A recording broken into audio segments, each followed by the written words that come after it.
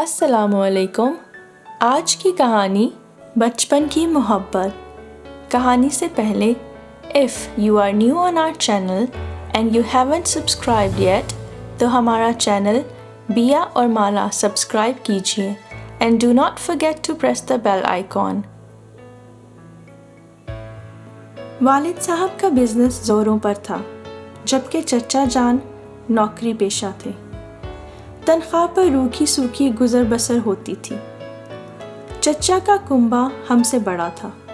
ابو نے بڑے بھائی کا کردار ادا کیا اور چچا جان کو کرائے کا مکان نہ لینے دیا بلکہ اپنے مکان کا آدھا حصہ ان کو رہائش کے لیے دے دیا۔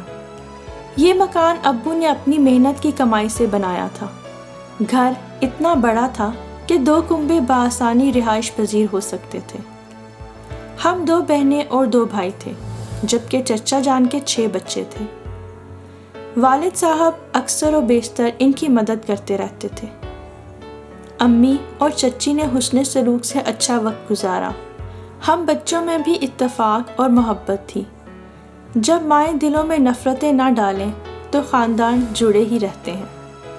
ابو کو اپنے چھوٹے بھائی سے اس قدر محبت تھی کہ وہ ایک پل ان سے جدائی کا تصور نہیں کر سکتے تھے۔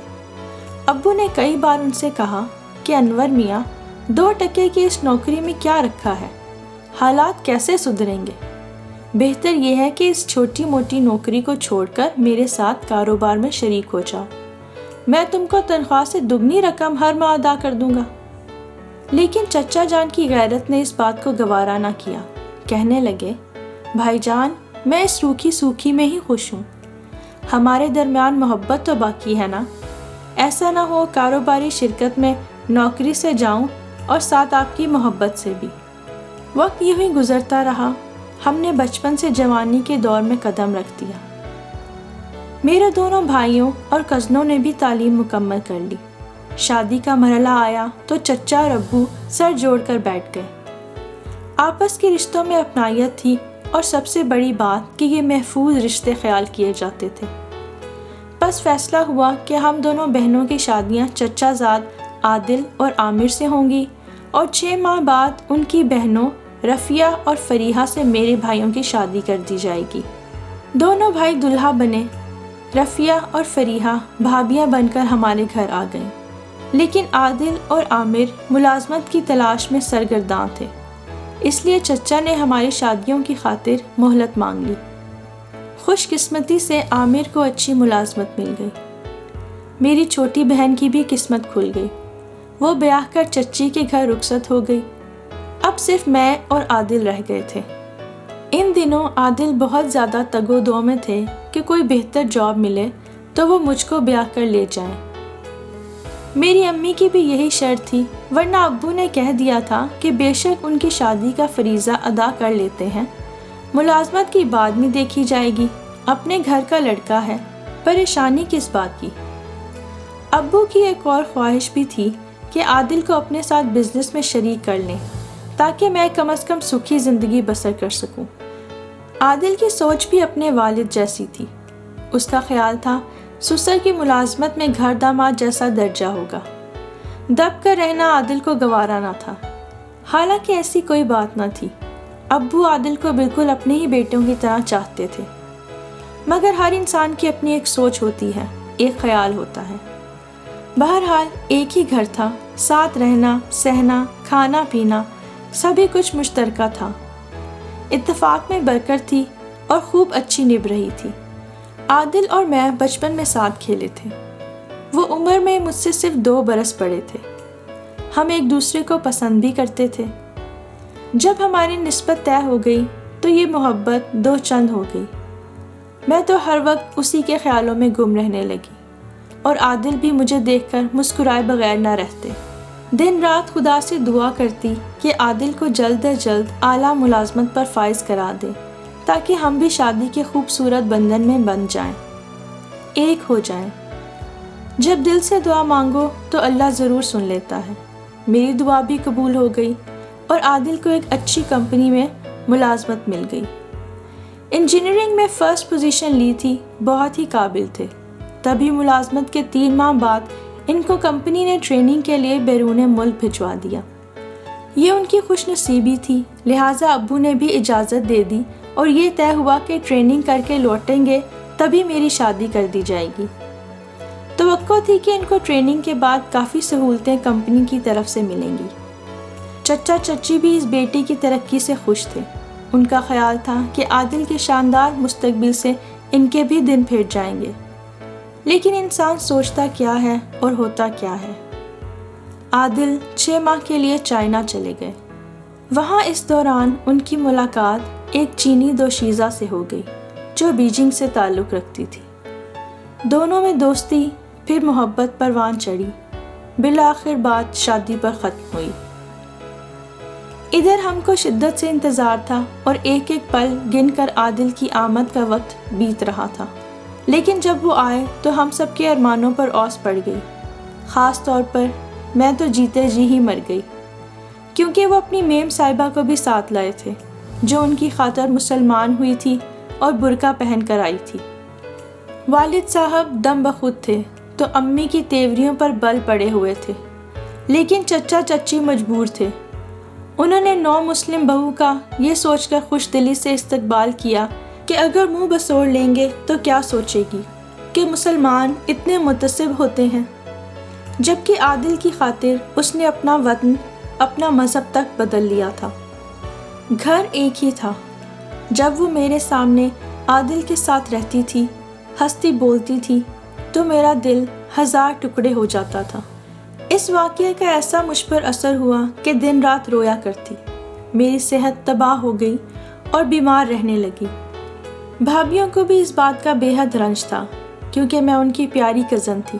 وہ مجھ سے محبت کرتی تھیں اور اپنی بھائی کی بیوی کے روپ میں دیکھنا چاہتی تھیں، لیکن جب وہ مجھے ناخوش اور بیمار دیکھتی تو دیکھ دیکھ کر کڑتی تھیں۔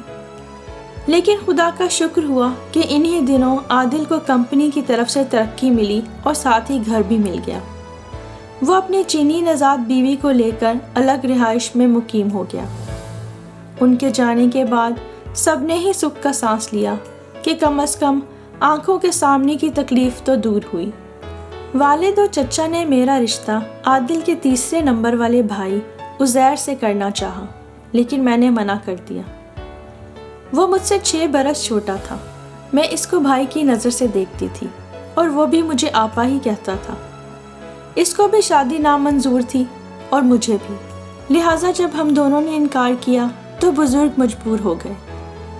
اس کے بعد غیروں کے کئی رشتے آئے، لیکن میں نے کسی کو قبول نہ کیا۔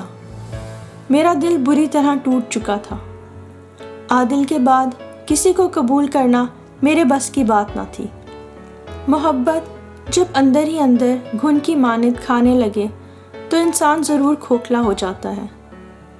بھوک ختم ہو گئی، میں نے کھانا پینا چھوڑ دیا۔ پھر ہلکا بخار رہنے لگا۔ ڈاکٹر کو دکھایا تو اس نے انکشاف کیا کہ ٹی بی ہے، لیکن ابھی پہلی سٹیج پر ہے، علاج سے ٹھیک ہو سکتی ہے۔ فوراً علاج شروع کر دیا گیا۔ سال بھر میں جا کر میں صحیح معنوں میں تندرست ہوئی، لیکن اس بیماری کا یہ فائدہ ہوا کہ میرے دل سے عادل کا خیال محو ہو گیا، بلکہ اس کے بارے میں سوچتی تو بے وفائی کی وجہ سے نفرت محسوس ہونے لگی تھی۔ وقت گزرتے دیر نہیں لگتی، میں 40 برس کی ہو گئی۔ امی ابو اگلے جہان سدھار گئے۔ بھائی اپنے گھروں میں خوش و خرم اور آباد تھے۔ وہ اپنے گھر گھرستی اور بچوں کی خوشیوں میں ایسے مگن ہوئے کہ مجھے محسوس ہوتا کہ مجھے بھلا ہی دیا گیا ہے۔ اب تنہائی کا احساس ہوا، زندگی بیکار اور بے معنی لگنے لگی۔ سوچتی تھی کہ کیوں جی رہی ہوں اور کس کی خاطر زندہ ہوں۔ جب بڑھاپے کا خیال آتا تو لرز سی جاتی کہ اب کوئی نہیں پوچھتا تو تب کیا ہوگا۔ کھاٹ پر گروں گی تو لبوں تک کوئی پانی کا گلاس لگانے والا نہ ہوگا۔ بس یہی سوچ کر خدا سے دعا کرنے لگی کہ اے اللہ، تو مجھے بھی وہ خوشیاں عطا کر جن کے لیے میری روح ترس رہی ہے۔ انسان کو جوانی میں جیون ساتھی کی ضرورت ہوتی ہے، گھر بسانے کے لیے، لیکن بڑھاپے میں تنہائی کا احساس سانپ بن کر ڈسنے لگتا ہے۔ تب ایسے ساتھی کی چاہ جاگتی ہے جو دکھ سکھ میں ہمراہ ہو۔ ایک روز خواب میں دیکھا کہ کوئی شخص مٹھائی کا ٹوکرا لایا ہے اور ساتھ میں بہت سے پھل فروٹ بھی ہیں۔ کہتا ہے مٹھائی تمہارے لیے ہے اور یہ پھل فروٹ میرے اپنے ہیں، لیکن تم ان کو سنبھال لو گی۔ دیکھو، انکار مت کرنا۔ صبح آنکھ کھلی تو عجب سا احساس تھا۔ یہ کیسا خواب تھا؟ ایسا کون تھا وہ شخص جو مٹھائی لایا ہو اور کہا ہو دیکھو انکار مت کرنا؟ بس سوچ کر ہی رہ گئی۔ کچھ ہی دن گزرے تھے کہ ایک بزرگ ہمارے گھر آئے۔ یہ ابو کے پاس آیا کرتے تھے۔ بہت دیندار اور عالم فاضل تھے۔ ابو ان سے مشورے لیتے اور فیض حاصل کرتے تھے۔ انہوں نے بڑے بھائی سے کہا کہ ہماری بٹیا مہر النساء ابھی تک غیر شادی شدہ ہے۔ حالانکہ عمر گزر گئی ہے، لیکن شادی کے لیے عمر کی کوئی قید نہیں ہے۔ اگر موزوں رشتہ مل جائے تو ایک خوشگوار فریضہ ہے۔ میرے پاس بٹیا کے لیے ایک رشتہ ہے۔ اگر آپ مہر النساء سے مشورہ کر لیں اور وہ راضی ہوں تو میں بات آگے چلاؤں۔ بھائی جان نے مجھ سے کہا۔ کچھ دیر سوچا، پھر خواب والی بات یاد آ گئی کہ انکار نہ کرنا۔ بزرگ نیک اور دیندار تھے۔ اللہ کی رضا سمجھ کر میں نے ہاں کر دی۔ اب رشتے کے کوائف بھی بتا دوں۔ جس شخص کا رشتہ میرے لیے بزرگ لائے تھے، اس کی عمر 50 برس تھی، گویا عمر میں مجھ سے 10 برس زیادہ۔ میں بھی کوئی چھوٹی موٹی دھان پان 16 سال کی دوشیزہ نہ تھی۔ 40 برس کی عمر میں کوئی کنوارا رشتہ تو جڑنے سے رہا۔ لیکن آگے بھی عجب ہی کہانی تھی۔ موصوف کا نام بھی عادل ہی تھا۔ اتفاق ہی کہنا چاہیے، بھرے پورے کنبے کے سربراہ تھے۔ اگرچہ بیوی وفات پا چکی تھی، مگر اپنے پیچھے 6 نشانیاں چھوڑ گئی تھی۔ ایک بیٹا جو 5 لڑکیوں سے چھوٹا تھا، اور خاص بات یہ تھی کہ ان 6 یتیموں کی ماں ٹی بی کے ہی مرض سے مری تھی۔ سوچا کہ اللہ نے آزمائش کو پہلے ہی خواب میں دکھا دیا ہے، انکار نہیں کروں گی، اور میری زندگی میں انکار کی گنجائش بھی نہ تھی۔ 6 یتیم ایک مہربان ماں کی راہ دیکھ رہے تھے۔ خدا نے اس کے بدلے ضرور میرے لیے کوئی انعام رکھا ہوگا۔ اس دنیا میں نہیں تو اگلے جہاں میں نیکی کا اجر تو ضرور ملے گا۔ میں نے رضامندی دے دی تو بھائی بھی بہت خوش ہوئے کہ چلو بہن کا فریضہ ادا ہو جائے گا اور ایک اچھی زندگی شروع کرے گی۔ انہوں نے سادگی سے میری شادی عادل احمد سے کر دی۔ میں رخصت کر دی گئی۔ جیسا بھی گھر ملا صبر اور شکر کیا۔ شوہر نیک پارسا اور خوش مزاج، مگر اولاد کے مسائل سے گھبرائے ہوئے تھے۔ عہد کر لیا کہ ان کے ساتھ اچھی زندگی گزاروں گی اور ان کے یتیم بچوں کو سگی ماں کا پیار دوں گی، شاید اسی طرح مجھے سکون مل جائے۔ شروع دنوں میں شوہر سے دل نہیں لگتا تھا اور نہ ہی بچوں سے، ان کے گھر میں رہنے کو جی بھی نہیں چاہتا تھا، لیکن پھر میں نے دل بستگی کا سامان ڈھونڈ لیا۔ گھر میں ایک ٹیوشن سینٹر کھول لیا اور محلے کے غریب بچوں کو مفت تعلیم دینے لگی۔ اس کار خیر میں مصروف ہوئی تو دل بھی لگ گیا۔ 5 بچیاں بہت فرما بردار اور اچھی طبیعت کی تھیں۔ وہ پیار کی طلبگار تھیں اور میں نے اپنے فرائض کی جانب توجہ کر دی۔ 5 بچیوں کو جی بھر کر پیار دیا، یوں اعتماد میں لیا کہ وہ میری ہر بات خوشی سے پوری کرتی۔ میں نے ان کا بھلا چاہا اور خوب پڑھایا لکھایا، ہنر اور سلیقہ سکھایا، درس قرآن اور معنی سمجھائے۔ یہ لڑکیاں خوب سنور گئیں۔ اب وہ شادی کے قابل ہو گئی تھیں۔ ان کے والد سے کہہ کر رشتہ داروں میں بر تلاش کر کے باری باری 5 کی شادیاں کر دیں۔ شوہر کے بیٹے کا نام ارسلان تھا۔ وہ بھی ایک بہت ہی اچھا اور پیارا بچہ تھا۔ ماں کا پیار دیا تو مجھ پر جی جان سے فدا ہو گیا۔ سوتیلے بچوں کی محبت نے میرا خالی دامن بھر دیا۔ مجھے اولاد کی کوئی تمنا نہ تھی، مگر اللہ کی دین کہ ادھیڑ عمری میں مجھے بیٹے کے روپ میں تحفہ دے دیا۔ اللہ کا شکر ادا کرتی تھی کہ اس نے مجھے میرے بیٹے کی خوشی دکھائی۔ میرے سب بچے اس کو پھول کی طرح اٹھائے پھرتے اور بہت ہی پیار کرتے تھے۔ یہ دیکھ کر شوہر کی اولاد میرے بچے سے اتنی محبت کرتی ہے، مجھے اور بھی سکون محسوس ہوتا تھا۔ میں جو منگیتر کی بے وفائی سے جیتے جی مر گئی تھی، پھر سے جینے لگی تھی۔ یہ وہی گھر تھا جہاں شروع دنوں میں سکون نہ ملتا تھا اور میں گھٹی گھٹی رہتی تھی۔ اب یہی گھر میرے لیے خوشیوں کا گہوارہ تھا۔ شادی شدہ بیٹیاں جب آتی میرے لیے تحفے تحائف اور طرح طرح کی سوغاتیں لاتی، آ کر میرے قدموں میں بیٹھ جاتی اور خوب دعائیں لیتی۔ داماد بھی اتنی عزت کرتے کہ مجھ کو اپنا جیون پھولوں بھرا باغ لگنے لگتا۔ یہ دیکھ کر میرے شوہر باغ باغ ہوتے، کہتے تھے جی چاہتا ہے کہ تم کو سونے میں تول دوں، تمہاری جیسی عورت سے ہی گھر جنت اور دنیا خوبصورت بنتی ہے۔ میں ان کی باتیں سن کر ہنس دیتی تھی۔ عادل میری بے حد قدر کرتے تھے، اپنے خاندان میں جا کر تعریفیں کرتے تو ان کا سارا خاندان میری تقریب میں دست بستہ رہتا۔ تب میں سوچتی اللہ تعالیٰ نے کتنی عزت میرے مقدر میں لکھ دی ہے۔ انسان کو عزت مل جائے تو پھر دولت کی تمنا بھی نہیں رہتی، لیکن مجھے عزت اور سکون کے ساتھ اس نے دولت بھی بخشی اور صحت بھی۔ اور وہ جو پہلے میں ٹی بی کے مریض بن گئی تھی، اب کبھی کھانسی ہوتی اور نہ ہی بخار۔ عادل وقتاً فوقتاً چیک کراتے رہتے تھے، البتہ ان کی ایک بچی کو ضرور ماں سے ٹی بی لگی تھی، جس کا علاج ہوا اور وہ بھی ٹھیک ہو گئی تھی، باقی سب صحت مند تھے۔ یہ بھی اللہ کا بڑا احسان تھا، ورنہ گھر میں کسی ایک فرد کو یہ موذی بیماری ہو جائے تو دوسروں کو بھی اپنی لپیٹ میں لے لیتی ہے۔ میرے شوہر اچھے بھلے صحت مند تھے، لیکن اچانک ایک روز ان کو دل کا دورہ پڑا اور وہ اللہ کو پیارے ہو گئے۔ اس روز میں نے خود کو بہت ہی زیادہ تنہا اور بے بس پایا۔ سوتیلے بیٹے نے روتے دیکھ کر گلے سے لگایا اور کہا، ماں میرے ہوتے خود کو رنجور نہ کرنا، ابا نہیں رہے تو کیا ہوا، آپ کی خدمت اور دیکھ بھال کے لیے میں موجود ہوں، میرے ہوتے ہوئے آپ کو کبھی کوئی تکلیف نہ ہوگی، آپ میری ماں تھیں اور ماں رہیں گی۔ ارسلان نے جو کہا کر کے دکھایا۔ اس نے اپنے چھوٹے بھائی کی پرورش بہت ناز و نام میں کی اور ہم دونوں کو کسی شے کی کمی محسوس ہونے نہ دی۔